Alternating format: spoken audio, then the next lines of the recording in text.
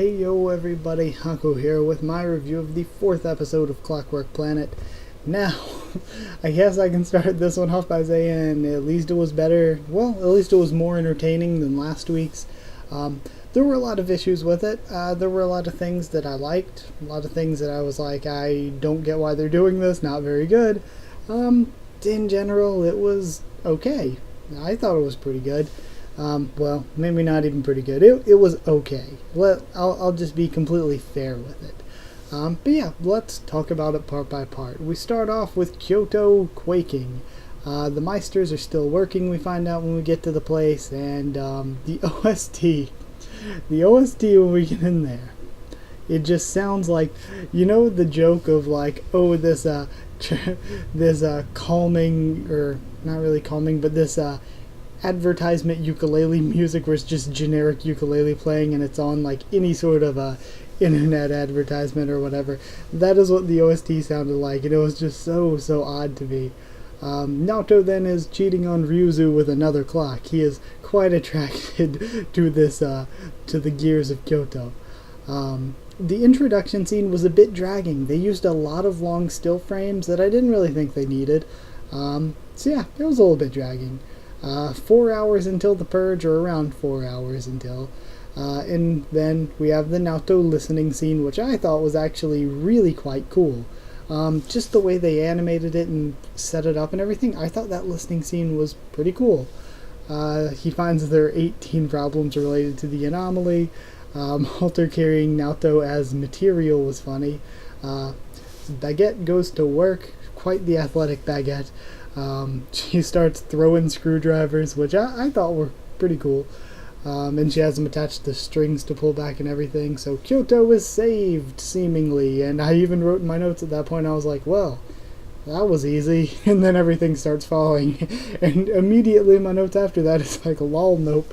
Shit's hit the fan. Shit is fucked. So then we have some more Baguette Rage. Baguette Rage is becoming my favorite thing about the show week to week. So I was like, well, rest in peace 20 million people. What are we doing now? So sort of Baguette comes up with this plan, but I don't know what they were really getting at here, because if they were supposed to be making us like Naoto, they really went the wrong way. Naoto was being a bitch. Naoto's like, I'm not sacrificing my clock, even though Ryuzu is quite the fine clock, quite the living, emotionally existent, sentient? Sentient's a better word there. Emotionally sentient clock. But basically, I won't sacrifice this clock for the lives of, 20 million people is what they said? Yeah. So, okay, that's reasonable. It's like, okay, let's do it without any sacrifices. But no, he wasn't like that. He was basically like, no, let's just, how about we just let them die? Let these 20 million people die. I want my clock. My clock has boobs. I like my boob clock. So yeah, then I can't even stop laughing thinking about this scene. Ryuzu backstabs herself, and just the scene, I was like, oh, she backstabbed herself. How am I gonna describe that? So yeah, she backstabs herself, and I was like, what's even going on anymore? Because the dialogue didn't really seem to fit the emotion of the scene, really. In the emotion of the scene, again, trying to make us like, oh, devastated that she died, and we really haven't known her for that long. It's only like 3-4 episodes in that we've known her, and we haven't even spent all the time focusing on her and Naoto. We've actually probably spent more time focusing on Marie and Halter.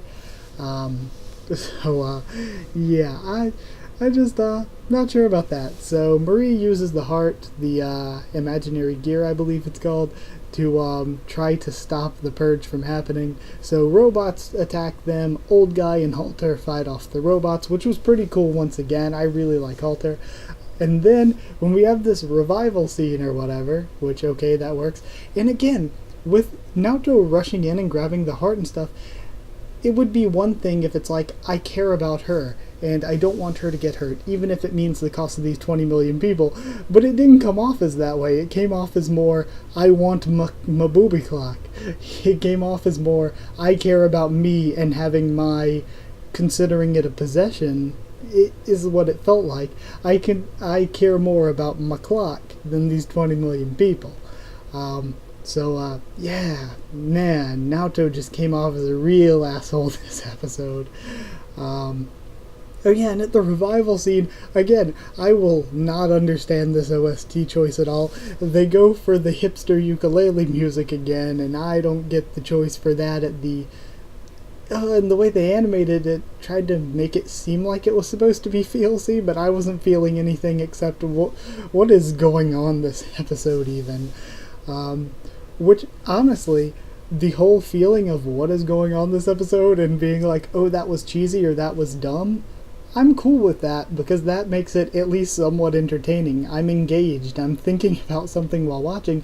I'd rather that than just be bored sitting through a really long, complex conversation in a show that doesn't really lead to much of anything. So yeah, sometimes entertainment value is, even if it's cheesy or dumb or can come across that way, as long as it's entertaining, I kind of think that beats boring me. I would rather watch that than something that's just gonna drag on. So yeah, I didn't mind that, and I still haven't found out what they're trying to sell us with that ukulele advertisement music. And then that's actually where we end. Also, for the preview for next week, fan service time. I am quite ready for the fan service time with Baguette, because I saw some Baguette armpit and bikini. Please, Baguette-san, please. Yeah, talking about the episode as a whole, Nato's actions seem really selfish. I don't know if they were supposed to come off that way, but they seemed really selfish. Like, you could kind of stretch and say, oh, he was doing it for this reason or that reason, and make it seem less selfish. But just looking at it for what it is, it seemed pretty much like a dick move here. Trying to sacrifice 20 million people and not sacrifice Ryuzu. Of course, I wouldn't want to sacrifice Ryuzu either, but it didn't seem like he was even trying to figure out a way out. Like, Ryuzu, backstabbing herself, was trying to find a way out where she could live, Naoto could live, and all those people could live. Baguette, trying to use the gear, was trying to do that, trying to make it so that they all could live, taking risks. But he's like, how about we just let him die and we won't have to take the risks? And yeah, no, thanks. That was not a very nice thing to do, Naoto. There were some parts where this was a bit dragged out. Like I said, that introduction scene was a bit dragged out for whatever reason. And the animation this week as well, I thought it was okay during the scene that I really liked, the one where Naoto was listening for the anomaly. But just in general, the animation was a bit down from this week than what it was the past 3 weeks. And like a lot of people have been saying, the animation's kind of for this series already, so for it to be down from that, again, it's not terrible, but it's definitely not the direction you should be trying to go. The Meisters were cool, though. I liked them. Baguette, of course, is the best character, best girl, best everything. The villain, I did not like much. The villain was comical. That's the way I could describe him. He was comical. He seemed like just such an over-the-top joke that I don't know. I felt no fear for our characters from this villain. Also, for the feelsy scenes, I felt it really hard to care about them in that way, especially with the goofy OST playing. I don't really, I don't think this was the time to do those sorts of scenes. Like I said last episode with that one scene, it just felt a little bit out of place. It seemed a little bit too soon. Of course, if you write correctly, you can do those kinds of scenes in the third or fourth episode, but I didn't think the series was written with the right sort of pace and the right sort of structure to do that. The OST was pretty bad.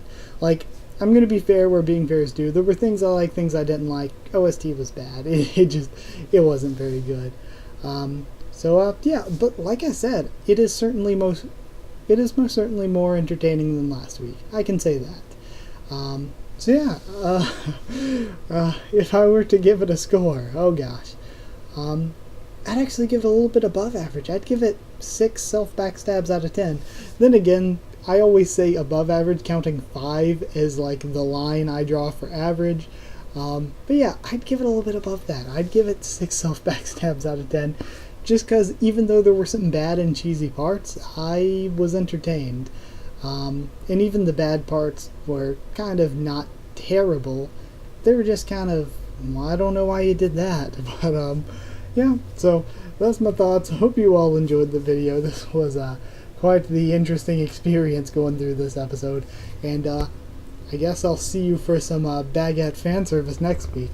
Either way, if you did like the video, comment down there. Tell me what you thought of this episode, what you thought of my thoughts on it. Subscribe for more Clockwork Planet and other anime I'm covering, Boku no Hero Academia, Attack on Titan, Little Witch Academia, bunch of other things on the channel. Follow on Twitter if you want. I'll try to keep you updated there on stuff for the channel. That is it. So thank you once again for watching, and I'll see you all next time.